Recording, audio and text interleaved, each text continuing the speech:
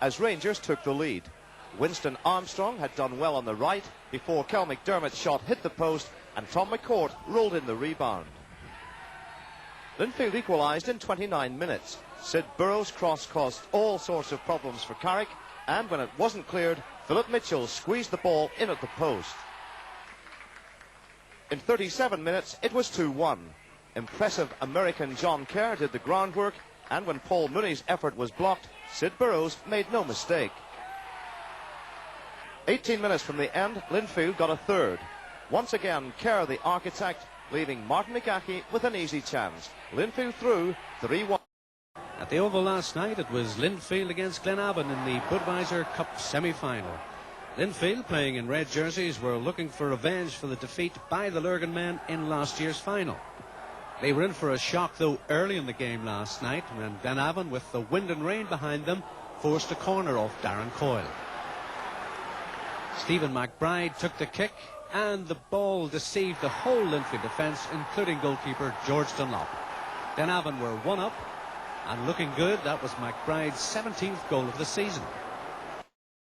And the Linfield supporters had their chance to cheer in the 68th minute. A corner on the right, taken by Sid Burrows. The ball swinging in on the wind. Beck misses it completely. Into the net it goes.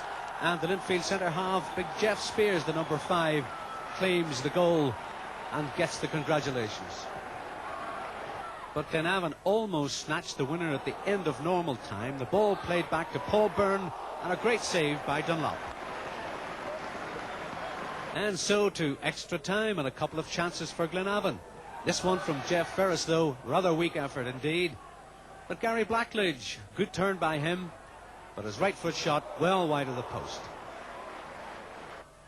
After the changeover, it was Linfield's turn to attack, and with 5 minutes of extra time remaining, they got the winner. Sid Burrows' pass to full-back Noel Bailey, a great drive off the post. 2-1 for Linfield. Bailey celebrates, and Linfield go forward to the final.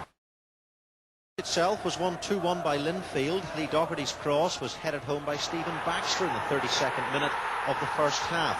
1-0 to Linfield then at the interval. Soon afterwards, new signing Johnny McGee hit the bar with a cracking shot. Linfield made it 2-0 following a Burrows corner in the 62nd minute, and again it was that man Baxter who got his head to the ball. Celtic gave themselves a chance for the goal from Tully with 6 minutes left. Credit should go, by the way, to referee Frank McDonald, who handled the match well, but of course the events off the pitch dominated the day. Quite, it hasn't really registered with me yet, but yeah, I'll accept it. I'll read it on the Saturday night and I believe it. For Alec and most people, man of the match was United striker Neil Candlish. On loan from Motherwell, he got goal number 1 in 8 minutes, finishing off a 4-man move in real style. Candlish was causing Linfield all sorts of problems, and he almost scored a second, getting round Darren Coyle, but his shot cannoned off the post. In 27 minutes, it was 2. The long ball from John McKee, and Billy Piper left George Dunlop helpless with the finish. A minute later, Linfield almost pulled one back, but Jeff Spears' header was kept out by United's debut boy, Pat Saunders. Just before half-time, Linfield did score. The build-up on the right, and Alan Dornan hooked it into the net. Linfield sub Martin McGahey, on for his 400th game, had a chance to equalise in 72 minutes, but John McKee denied him with a superb tackle. After that, it was all United, and they got 3 more in the last 15 minutes. Candlish, first of all, setting this one up for Lindsay Curry. Curry was provider for number 4. His shot saved by Dunlop, but Piper was there to blast in his second of the game. That man, Candlish, set up number 5, leaving fullback Ian Hamilton to stab the ball past Dunlop. 5-1 United, so does manager McKee believe they have a chance of the title? Yes, if we play like that every week. Linfield started brightly and almost scored in the opening minutes, but Lee Doherty's header hit the post and stayed out. In 20 minutes, Linfield did score. Doherty, Kerr and Burrows involved, and when it ran loose, Martin McGahey pounced for his 15th of the season. Larne almost equalised immediately. The cross wasn't cleared, but Trevor McMullen's left footer flew wide of the post. The long ball from Eddie Spears set up Larne again, but again McMillan couldn't find the target.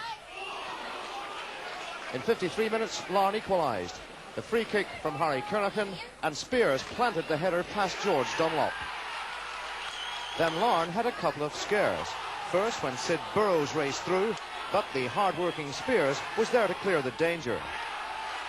Then Jim Hagan's mistake let John Kerr in, but keeper Graham McConnell did very well to keep it out. In 75 minutes, however, McConnell had no chance as Linfield grabbed the winner. Darren Coyle's cross met superbly by David Jeffrey. In the dying minutes, Larne were very unlucky not to force a replay, but Martin Goldsmith's header lobbed against the bar. The Blues were through.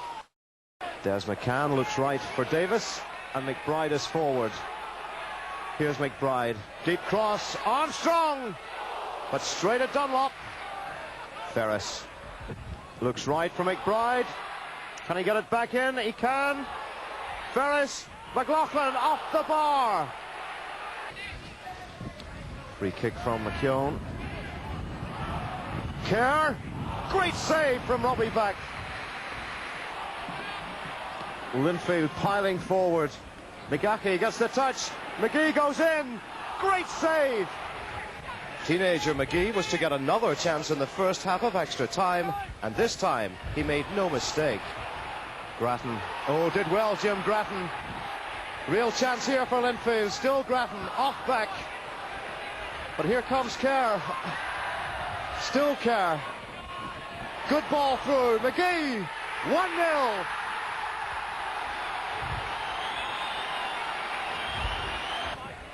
Ferris. Turned well, Jeff Ferris. This is McBride. And that's Davis. Jim Grattan. Cuts inside Jim Grattan. Still going Grattan. The space opening up. Is it 2-0? Oh, denied again by Back. Last night, beaten 3-0 by Linfield in the semi-final on a bumpy Clandy-Boyd Park. The home side had the odd chance early on, Edis finding Cunningham, whose turn was good, but the final ball was well over. Well, Linfield had their own problems dealing with a bounce and wasted a few opportunities to break the deadlock. McGahey and McGee not quite in control here, and Eaches gratefully collects.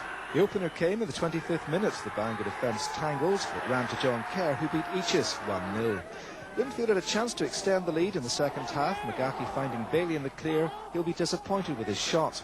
The second came in the 72nd minute. McGee free in the left. His perfectly weighted pass found the in-rushing McGahey, who picked his spot past Eaches. The Bangor's hopes were raised after that when Cunningham did get the ball into the net at the second attempt. The referee wasn't impressed though. He ruled the goal out, apparently for offside.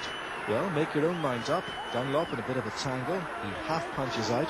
Cunningham's first shot is blocked. The second bite of the cherry, and it's in the net. But the score stood at 2-0 for the Blues. Bangor came close again when Woods found David Edis on the left. A bit of trickery from the talented number 10 before a good shot flashed just wide. Well, Linfield should have got their third after that. A move starting with Bailey, who passed to Burrows. He jinxed the defence, who got into all sorts of trouble, and the ball is skied over from a couple of yards. Well, it was something similar that led to number 3. Again, that man Bailey, who linked well with McGee. Back to Bailey again, and he finds Burrows. His cross is palmed out only as far as McGahey, and he got his second of the match. And the final score, Bangor 0, Linfield 3.